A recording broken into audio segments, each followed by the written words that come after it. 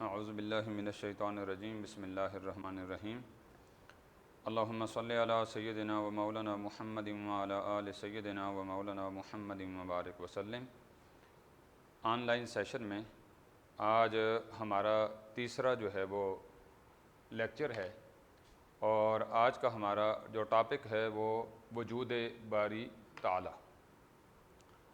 سب سے پہلے تو اس لفظ کے معنی کا پتہ ہونا چاہیے، مطلب کا پتہ ہونا چاہیے، تاکہ ہمیں اگلے جتنی بھی تفصیل ہے اس کی سمجھ آ سکے۔ تو وجود تین لفظ ہیں، باری اور تعالی۔ وجود کا معنی ہوتا ہے پایا جانا، جیسا کہ کہتے ہیں فلاں آج کلاس میں موجود نہیں ہے، یعنی آج نہیں پایا گیا۔ تو وجود کا معنی کیا ہوگا؟ پایا جانا۔ باری یہ اللہ رب العزت کی صفت ہے، اس کا معنی ہوتا ہے پیدا کرنے والا۔ خالق کا معنی بھی پیدا کرنے والا ہوتا ہے، بدیع کا معنی بھی پیدا کرنے والا ہوتا ہے، یہ سارے کے سارے قرآن میں موجود ہیں۔ اور باری کا معنی لفظ بھی قرآن پاک میں موجود ہے، جیسا کہ سورہ حشر کی آخری آیات میں ہے، هو اللہ الخالق البارئ المصور له الاسماء الحسنی۔ تو وہاں باری کا معنی کیا ہے؟ پیدا کرنے والا۔ ویسے اردو میں بھی استعمال ہوتا ہے باری تعالی، اور تعالی کا معنی ہوتا ہے بلند، علو سے ہے تعالی، اسی سے علی ہے۔ تو تینوں کو ملا کے معنی کیا ہوگا؟ بلند، پیدا کرنے والے رب کا پایا جانا۔ تو اس کے متعلق آج ہم جو ہے وہ دلائل پڑھیں گے کہ اللہ رب العزت کی ذات موجود ہے، کیونکہ یہ آپ کا بچوں لانگ کویسچن بنتا ہے امتحان میں، جس کو تفصیلی سوال کہتے ہیں۔ یہ 8 نمبر کا سوال ہوتا ہے، اور تفصیلی سوال جو فیڈرل بورڈ کے پیپر مارکنگ کے اصول ہیں، ان میں اس کو جب تک جو ہے وہ آپ ہیڈنگز دے کر نہیں لکھیں گے، جیسے میں نے یہ ہیڈنگز لکھی ہیں، خالق کائنات اور نظم و ضبط، اسی طرح فلکیات کی ترتیب اور یہ خاص اندازہ، یہ ساری ہیڈنگ جب تک ہیڈنگ دے کے نہیں لکھیں گے اس کے نمبر 8 نہیں دیتے۔ اور ہیڈنگز ہوں گی اور اس میں دلائل ہوں گے تو اس کے نمبر جو ہے وہ پورے کے پورے 8 بچوں کو مل جاتے ہیں۔ تو ہم اس کو شروع کرتے ہیں۔ وجود باری تعالیٰ کا معنی ہوگا بلند، پیدا کرنے والے رب کا پایا جانا۔ تو اس پہ اب دلائل دینے ہیں کہ اللہ کی ذات واقعی موجود ہے۔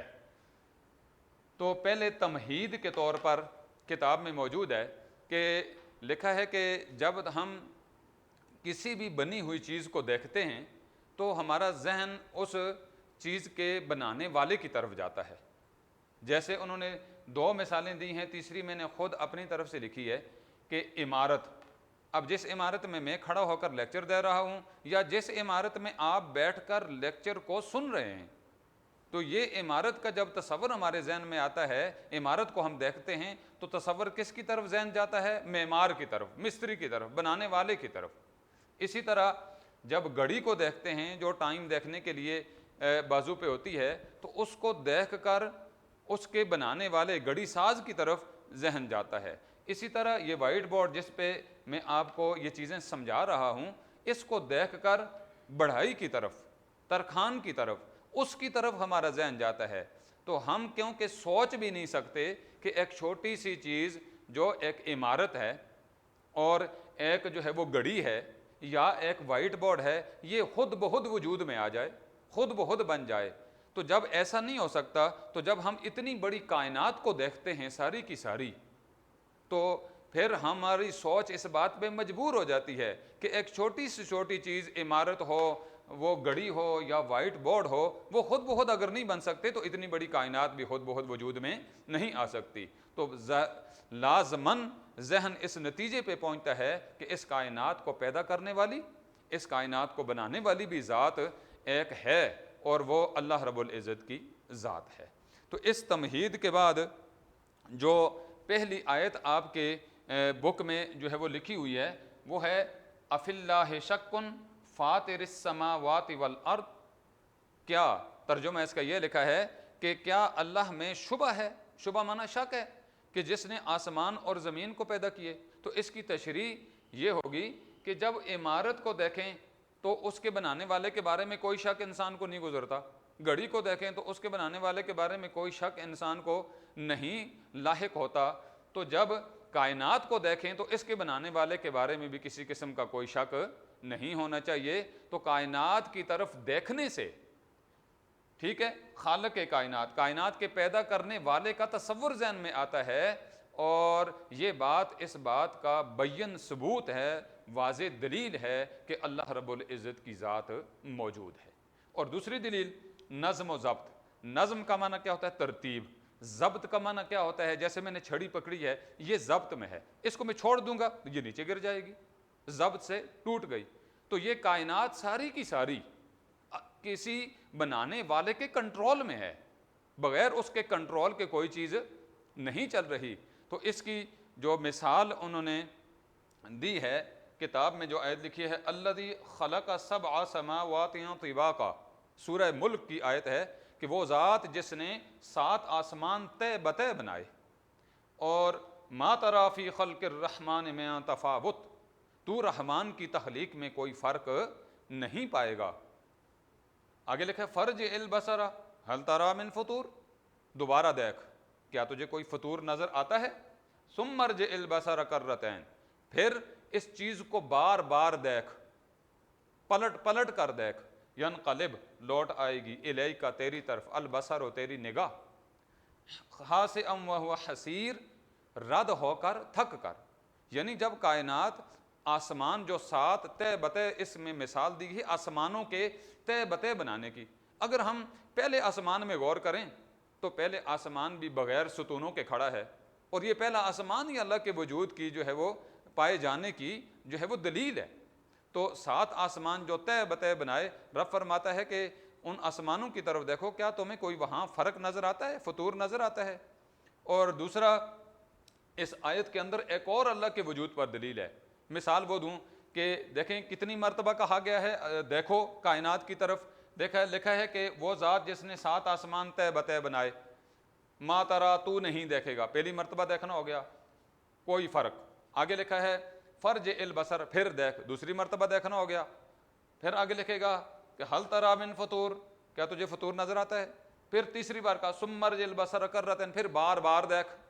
اب بار بار انسان کسی چیز کو دیکھے، مثلا کوئی دوست کسی کو کہے وہ فلاں دیکھ کیا ہو رہا ہے، وہ ایک مرتبہ مڑ کے ایسے دیکھے گا تو اس کو جو ہے وہ دیکھ لے گا، دوسری مرتبہ تھوڑی دیر بعد گزرے تو وہ کہے گا وہ دیکھ دوبارہ، پھر وہ دیکھ لے گا دوسری مرتبہ، چاروں نے چار۔ لیکن جب تیسری مرتبہ وہ کہے گا تو وہ آگے سے منہ بنا کے وہ کہے گا کتنی بار دیکھوں، اب دیکھ تو چکا ہوں۔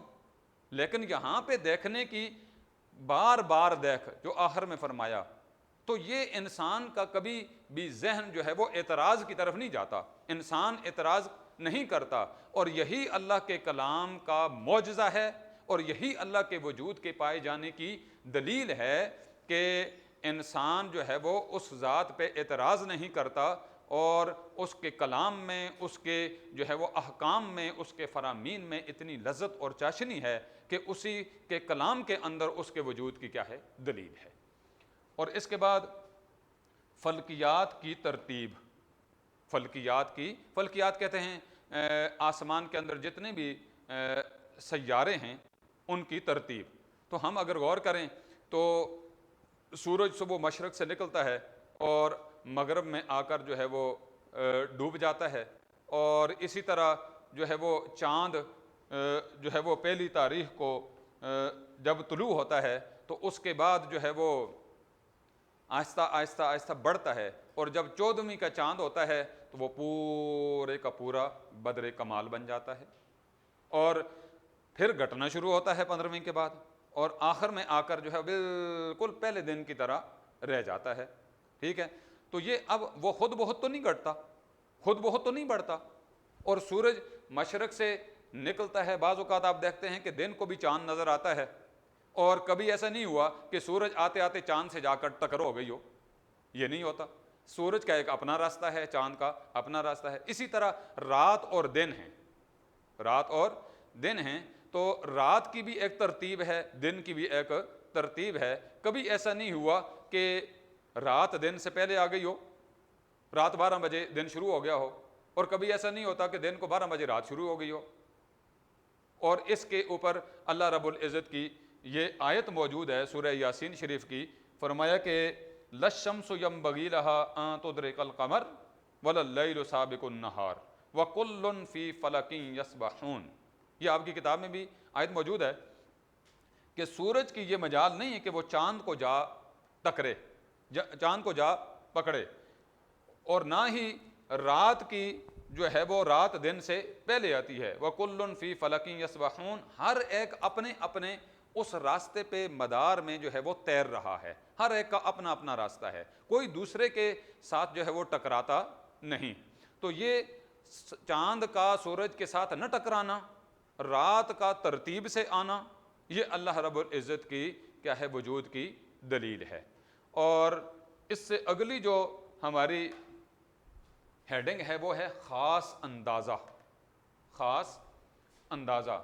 تو دیکھیں کہ اس کی پہلے میں آیت بیان کرنے سے پہلے تشریح کر دوں تھوڑی سی آپ کو کہ کائنات میں ہر چیز ایک اللہ رب العزت نے اندازے سے جو ہے وہ کیا کی ہے، پیدا کی ہے، اندازے سے بنائی ہے، کوئی چیز بے اندازہ نہیں ہے، بے ترتیب نہیں ہے۔ جتنی بھی جو ہے وہ کائنات میں غور کیا جائے تو اس کی ایک خاص ترتیب ہے جو ہے وہ بغیر جو ہے وہ اندازے کے اندازے کے مراد یہ ہے کہ اس کی ایک مقدار ہے، مقدار سے بڑی ہوئی نہیں ہے۔ مثلا دوں میں آپ کو، انسان کے دانت ہیں، انسان کی ناک ہے، انسان کی آنکھیں ہیں، اگر دانت بڑھ جائیں یہاں تک آ جائیں تو انسان ڈراؤنا معلوم ہوتا ہے، کان بڑھ جائیں لٹک کے یہاں تک آ جائیں تو انسان جو ہے وہ عجیب قسم کی اس کی ہیئت بن جاتی ہے۔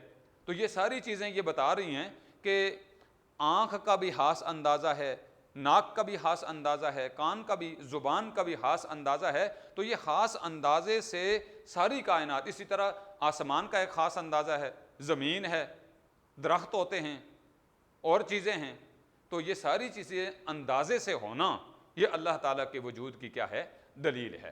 اور اس کے بارے میں پھر جو کتاب میں لکھی آیت وہ یہ ہے اِنَّا كُلَّ شَيْءٍ خَلَقْنَاهُ بِقَدَرٍ، بے شک ہم نے ہر چیز کو ایک اندازے کے مطابق پیدا کیا۔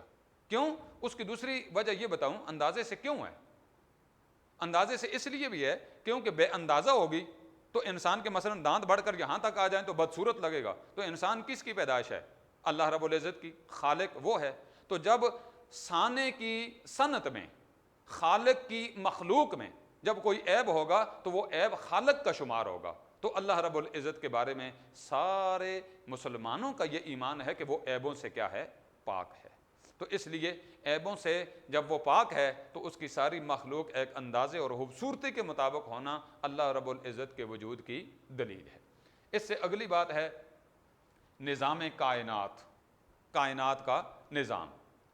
اب دیکھیں آسمان کی پیدائش ایک ترتیب سے ہے، بغیر جو ہے وہ ستونوں کے ایک سائبان کھڑا ہے، اور زمین پھیلی ہوئی ہے جس میں بے شمار سبزیاں، باغات، اناج، یہ ساری چیزیں اگتی ہیں۔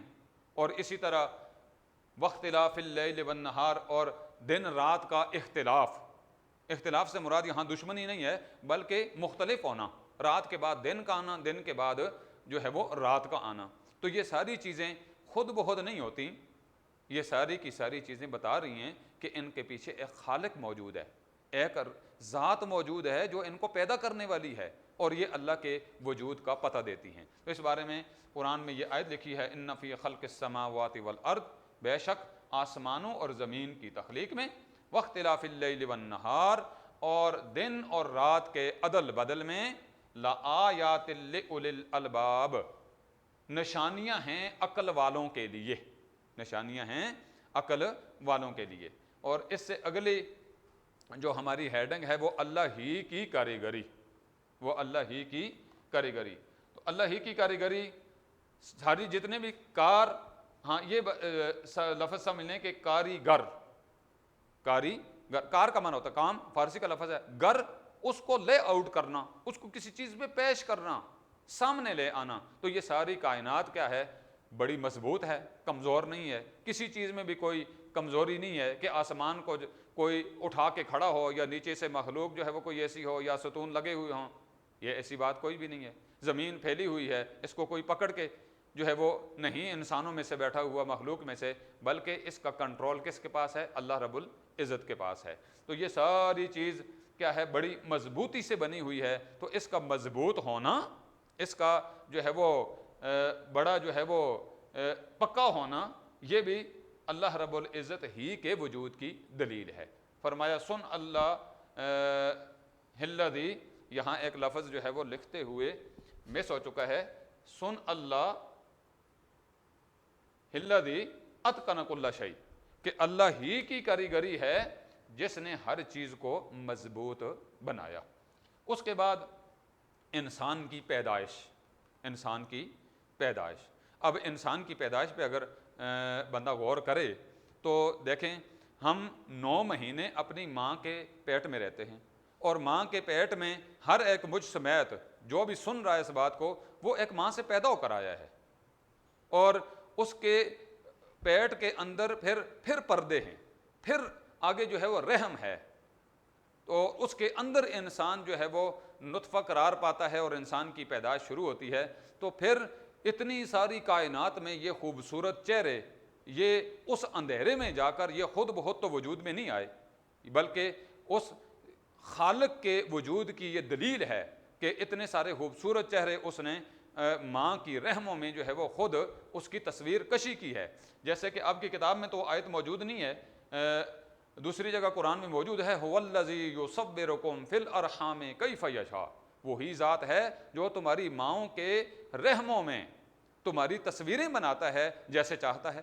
اب ہر انسان کی دیکھیں جو شکل ہے, صورت ہے, وہ دوسرے سے مختلف ہے. تو انسان کی پیدائش بھی خالق کے وجود کی دلیل ہے.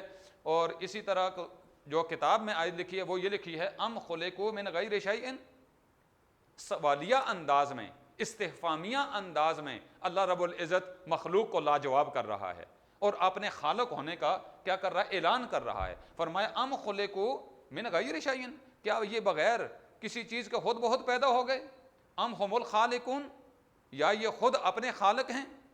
ام خلق السماوات والارض, کیا انہوں نے آسمان زمین پیدا کیے؟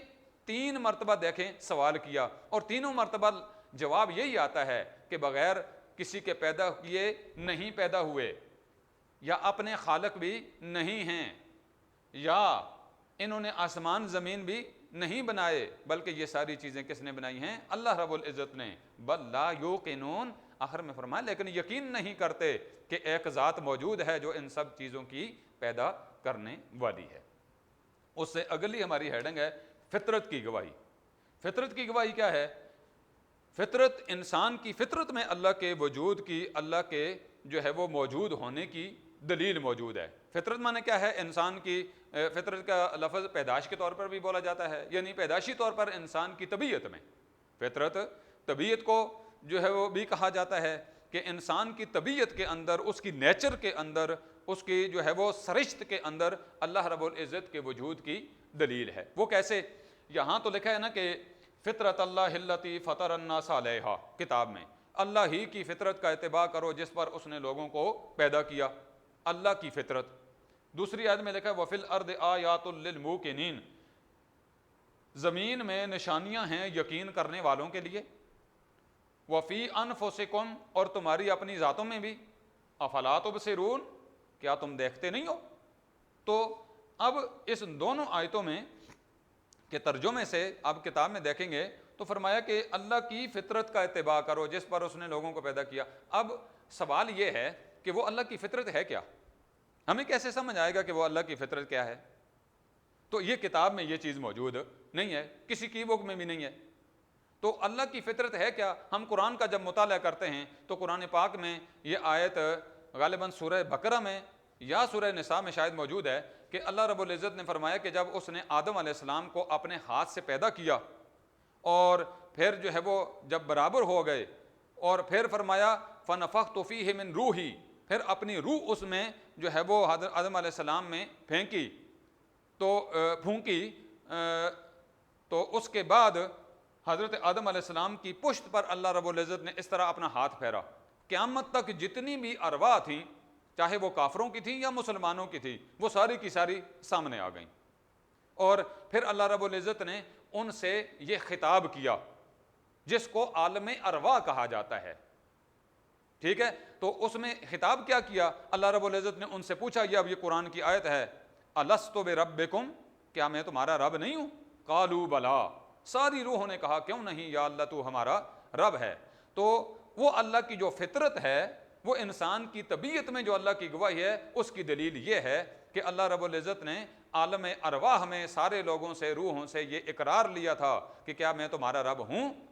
تو سب نے کہا تھا کیوں نہیں یا اللہ تو ہمارا رب ہے۔ تو وہ اقرار بتاتا ہے کہ انسان کی فطرت میں اللہ رب العزت کے وجود کی گواہی موجود ہے، اور یہ اللہ کے وجود کی دلیل۔ آخر میں عقلی برہان، برہان کا معنی ہوتا ہے دلیل، عقلی دلیل۔ وہ کیسے کہ انسان کی عقل بھی اس بات کا تقاضا کرتی ہے کہ اللہ رب العزت ایک ہونا چاہیے اور موجود ہونا چاہیے، کہ دو نہیں ہونے چاہیے۔ اللہ رب العزت کی ذات وحدہ لا شریک ہونی چاہیے اور موجود بھی ہونی چاہیے اور ہر جائی ہونا چاہیے، کیونکہ وہ کسی چیز کے ساتھ مقید نہیں ہے۔ تو اس کی مثال میں دوں، مثلا ایک ملک میں جس طرح دو وزیر اعظم نہیں ہو سکتے، دو صدر نہیں ہو سکتے، دو ہوں گے تو ایک کہے گا یہ کام ہونا چاہیے، دوسرا کہے گا یہ کام ہونا چاہیے۔ اسی طرح کائنات میں دو رب، دو خدا بھی نہیں ہو سکتے۔ اگر دو خدا کا تصور ہو تو ایک کہے گا صبح ہونی چاہیے، دوسرا کہے گا شام ہونی چاہیے، ایک کہے گا بارش ہونی چاہیے، دوسرا کہے گا دھوپ ہونی چاہیے۔ تو اس لیے نظام کائنات چل نہیں سکتا ایک لمحے کے لیے بھی۔ اور اس کی دلیل یہ ہے کہ لو کان فیہما آلہہ، اگر آسمانوں اور زمینوں میں کوئی خدا ہوتا، الا اللہ، اللہ کے سوا کوئی اور خدا ہوتا، لفسدتا، تو فساد مچ جاتا۔ تو زمین اور آسمان کے نظام کا ایک ترتیب سے چلنا، ایک جو ہے وہ سلیقے سے چلنا، نظم و ضبط سے چلنا، یہ اس بات کی دلیل ہے کہ اللہ رب العزت کی ذات موجود بھی ہے اور وہ وحدہ لا شریک بھی ہے۔ تو یہ تھا آج کے لیکچر کا بچوں وجود باری تعالی، اس کی جو ہے وہ تشریح، جو ہیڈنگ کی صورت میں نے آپ کو یہ جو ہے وہ ہیڈنگ لکھ کر یہ دیکھ لیں کہ پہلی 1 2 3 4 5 6 7 8 اور 9، یہ 9 ہیڈنگ بتائی ہیں۔ یہ آپ کی کتاب میں نہیں ہے، لیکچر سن کر جو بچہ پورے لیکچر کو سنے گا وہی ان کو نوٹ کر سکے گا، اور ان کو نوٹ رکھنا ہے اور اپنے پاس لکھ کر رکھنا ہے تاکہ یہ آپ کو سالانہ امتحان میں کام آئیں۔ کوئی بھی بات اگر سمجھ نہ آئے کیوری سیشن میں انشاءاللہ پھر ملاقات ہوگی اگلے لیکچر میں۔ فی امان اللہ، اللہ حافظ۔